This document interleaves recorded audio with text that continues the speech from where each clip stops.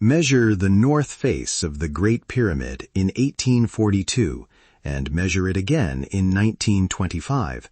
The result is the same to within seconds of arc. Why would independent teams, decades apart, reproduce an identical meridian unless a pre-existing geodetic standard guided them? Welcome to Stargate Codex.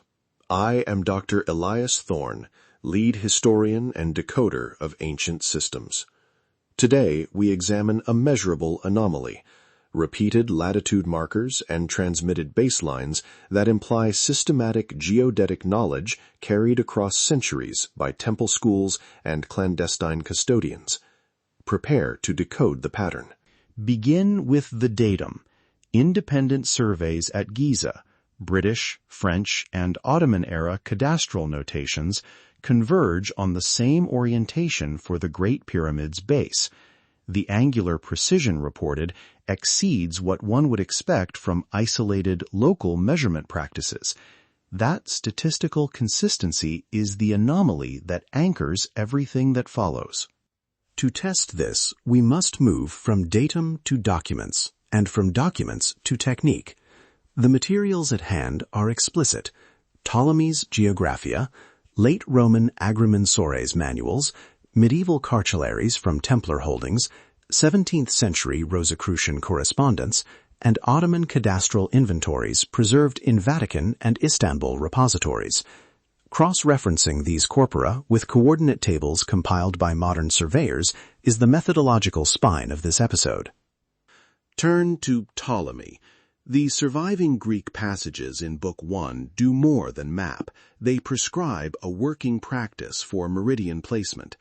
The vocabulary, terms for carrying a zero meridian, for citing circumpolar transits, for fixing astronomical culmination, reads like procedural notes rather than abstract geography.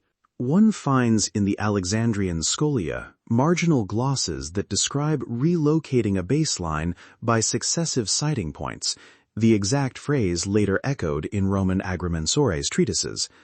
Those agrimensores then provide explicit instruction: establish a primary axis, fix the perpendicular, measure with rod and rope, and replicate the grid across the land.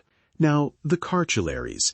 In several 13th century Templar registers, we encounter repeated formulae describing parcels by measured offsets rather than by vague landmarks. These are legal conveyances with technical detail, distances recorded in units convertible to the Roman actis, bearings preserved alongside property descriptions, and references to named officials who oversaw measurement. Folio 72R, Leon compilation. Stakes set at equal latitudinal increments between the ford and the precinct, under the supervision of the master of measures. Remarkable.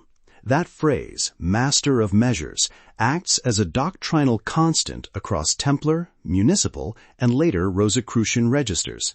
When the same occupational title recurs alongside specified sightlines, we have documentary evidence for institutional custody of measurement standards. Rosicrucian correspondence, in a cluster of mid-17th century letters, supplies even more direct procedural language.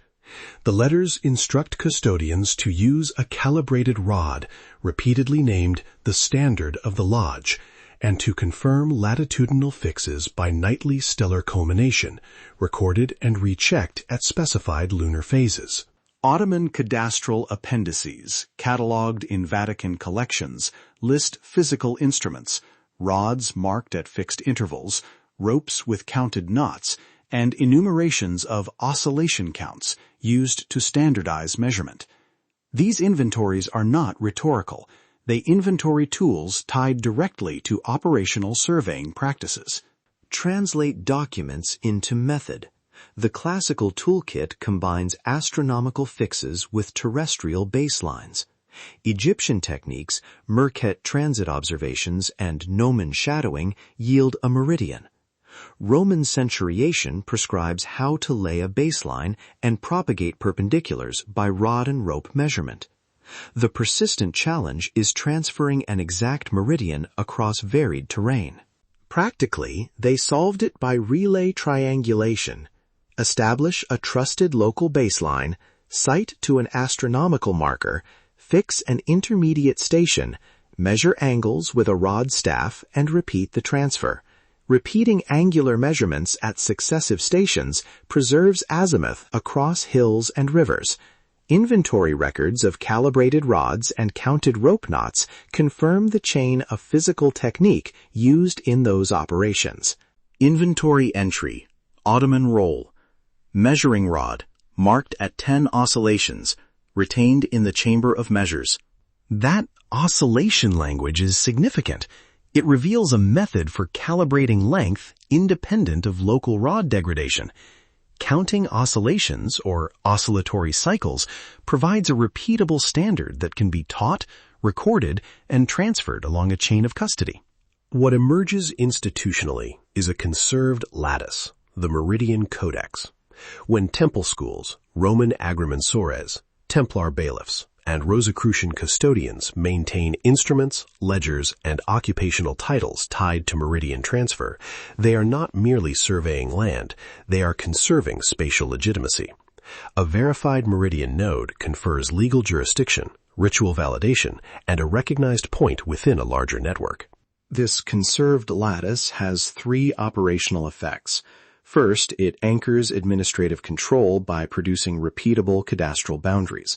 Second, it authenticates initiatory nodes, temples, commanderies, and lodges, by verifying their place within a shared spatial protocol.